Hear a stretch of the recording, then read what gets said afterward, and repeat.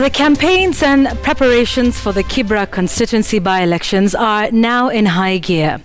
The final picture of the chessboard with all the players is beginning to take shape. But one glaring image that epitomizes so much about this race and our politics in general is that of one of the contenders, DJ Kriss Darlin, kneeling before ODM party leader Raila Odinga, promising to fight for him and defend him in Parliament should he win the seat. This image is striking in many ways.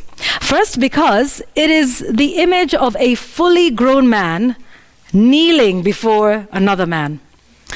The reactions were swift, with some feeling like this was an act of worship only reserved for God.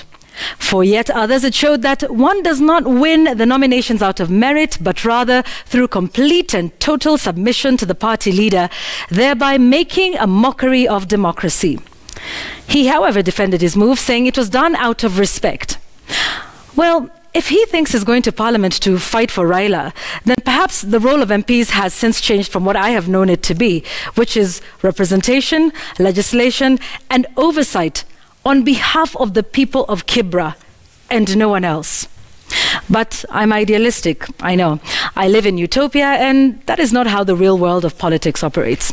But let's go back to the kneeling thing.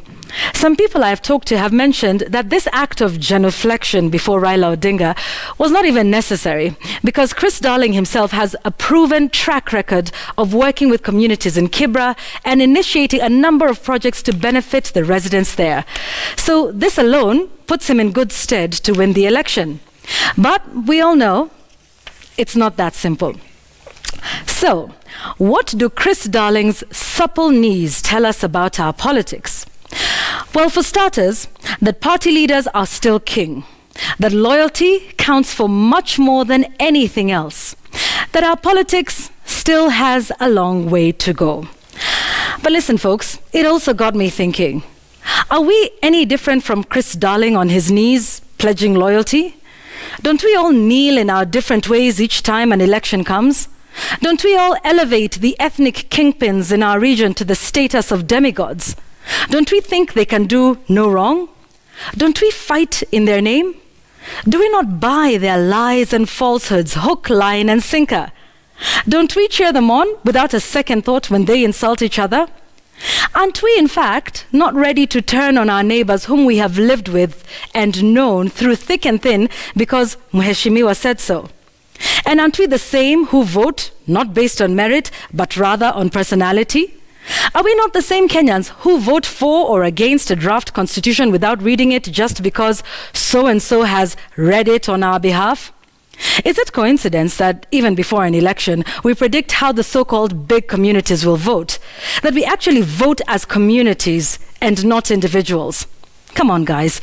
Are we not the same country that a few years ago referred to our president as Mtukufu Rais?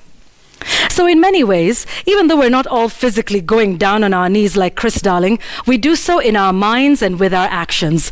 Kriss's only crime was to do it in public, what we all do in our hearts every day. So let's all give Kriss Darlin a break, shall we? And that is my take tonight.